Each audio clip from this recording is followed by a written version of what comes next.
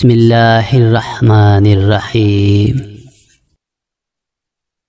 جب قبیلہ طاہ کا قافلہ نبی کریم صلی اللہ علیہ وسلم کے پاس آیا تو اس وقت ایک نوجوان لڑکی کا بچہ گم ہو گیا۔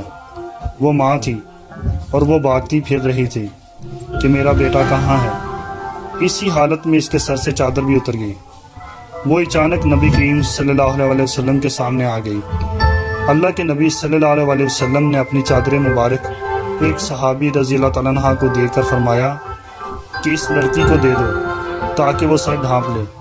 وہ صحابی کہتے ہیں، اے اللہ کے نبی صلی اللہ علیہ وسلم، وہ تو ایک کافر کی بیٹی ہے۔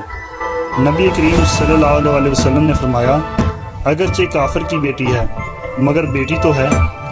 آج اگر تو اس کے سر کو ڈھانپے گا تو کل اللہ تعالیٰ قیامت کے دن تیرے عیبوں پر رحمت کی چادر عطا فرما دیں گے۔